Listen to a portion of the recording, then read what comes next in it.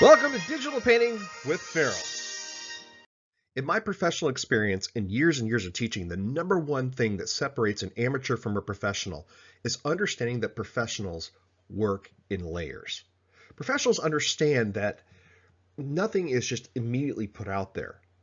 And one of the problems with understanding art is people just think, oh, this person's so talented, they just create this magic. No, through experience and experimentation, professionals learn that, okay, if I layer this color and then layer that color and I layer this color, it's going to create an even richer color beyond anybody's imagination.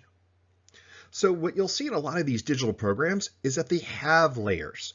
So that's why if you look to the far right of your screen, I'm showing you that the drawing is on layer 1. There's a background layer. It's not very important to me. If I need to remove that background layer later on, I will. Sometimes I can use that background layer to my advantage, but right now I'm going to leave it as it is. But there is my layer 1. Immediately, one of the first things I'm going to do is once I've got my image in there and I've changed the levels, I'm going to put it down a different layer. And the reason why I'm going to do that is so I don't harm the drawing at all. The first layer I'm probably going to put down is what I call the mother color layer. Yes, I've renamed layer 2 to mother color. And what that does is it allows me to experiment with color without harming the drawing at all. And experimentation is good. The worst thing that happens is that I make a mistake, which every mistake is an opportunity in art. In fact, I think the famous Bob Ross once called them happy accidents, because those mistakes can lead to discovery. But what the advantage is working digitally is I'm not harming my drawing. Now, if I draw on the same layer as my drawing, then I risk something very dangerous. I miss hurting the original image and the original intent. That's why I can create these layers to work safely in what we call in the art world or the professional world non-destructively. So if you look at the bottom right corner, I'm still on that mother color layer, but uh-oh, where'd my drawing go? Is it gone?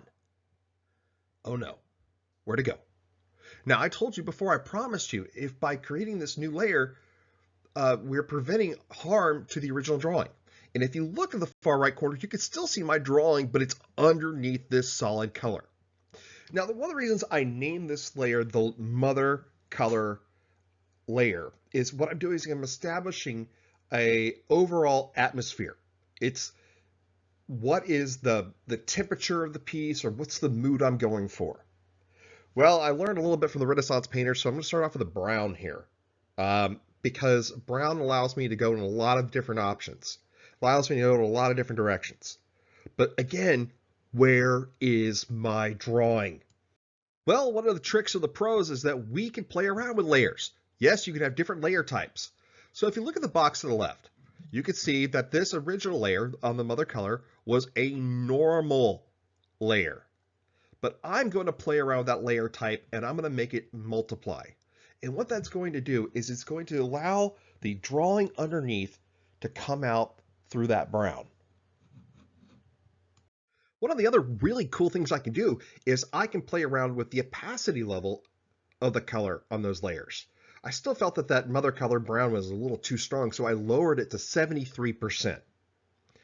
Once I've done that, I'm going to start thinking about blocking in my bigger colors. I've got my base color down, and I want to start breaking things up into little pieces. So it's a little bit more manageable. So what I've done here is I've selected with my quick selection tool, the little lasso guy, and I've selected around the face because I'm going to start blocking in just a basic skin tone for the face. It's also very important to note before I put a single other color down, I've created a new layer that I'm going to work on, and I've named that layer Face Base. Yeah, I rhymed. So I'm going to use my paint bucket tool, and I'm going to select basically a flesh tone, almost like a peach color, and I'm going to put it, just paint bucket into that area. Just block it in. Just drop it right in on that new layer, and it's going to fill it. Next thing I'm going to do is I'm going to take that color, and I'm going to lower its opacity. So it looks more believable in this environment, and so it looks like a more recognizable flesh tone instead of something you would paint on the side of your wall. And if you look at it, yes, some of that color is overlapping areas I don't want. I'll come up with a solution for that very shortly for you. but I've got a good flesh tone in there to work with. And that's the most important thing. To clean this up, I'm going to use my smudge tool to push where I want the color to be and to push it out of where I don't want it to be. I can also use my eraser tool at this point to help clean up my image. And it's very important that you have a strong silhouette to help separate it from the background so it reads very easily for the viewer. Remember, people see in shape before they ever see any details in anything. We think, oh, did you notice that person's blue eyes? Why, no, you really didn't before you noticed how tall they were or how wide they were. So we see in shape, so it's important to know that your audience, when they're coming up across an image that they've never seen before, that the shapes are very easy to read. So you're more effectively communicating, so then you can have fun with those details later on. And if you look at the image on the right, I may play around with some things like the burn tool to help emphasize some of the shadows that get a little bit lost with the initial paint. That way I can create stronger form so we can recognize his face a little bit better. All right, I'm not going to finish painting the face. I just got it blocked in a rough color of what I want it to be, but now it's time to move on. I'm going to create a new layer called the jacket layer. And I'm going to pick a color for the jacket, and I'm just going to block it in with the bucket like I did before. And here you go. I've quick selected that area. I've filled it with the paint bucket, and we're going to go from there. And again, like I did with the face before, I'm going to hit multiply, and all the value and drawing underneath is really going to come out underneath it.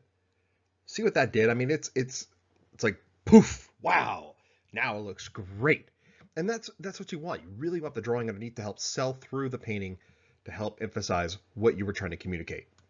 And here you see where I've selected the other side of his jacket. Now, all of this can be on the same layer because it's all painted on the jacket layer because it's all the jacket. And you can see where I have it multiplied, but what I needed to do is I played around with the opacity here to really let some of that value shine underneath it. And I'm not going to put any more detail in the jacket from there. I'm just now going to move on to the shirt. I'm going to block in the basic color of the shirt as a brand new layer, hit the multiply, and move on. And I know you're thinking, wait, Farrell, I'm going to have so many layers. I've got a layer for the jacket, a layer for the shirt, a layer for the face. If I keep going, I'm going to have a million layers. I tell you, great. In fact, you probably won't have a million layers. You go, well, wait. What if I want to paint a layer over the jacket that's another layer? Great, call it jacket layer number 2, or highlight layer on jacket, or dark layer on jacket, or graphics on jacket if you want to put some sort of cool graphics on it. Just like you were making a great cake, you are going to make a great picture. In fact, I call this the cake method. And look at this cake. Ouch. There's no layers to this, right? It's not taking advantage of all the different possibilities that could be. It's just basic cake, threw some icing on it, and the saddest looking candles we've ever seen.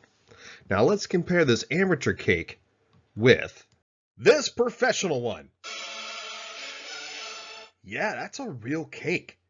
Somebody ate this for their wedding. Yeah, that's the chef standing right by. What makes this different than the other cake? Well, everything. No, what makes this different? Layers. Layers. Strong fundamentals on each layer and then building out, and then at the very end working on the details. I'm Farrell, and let's digitally paint.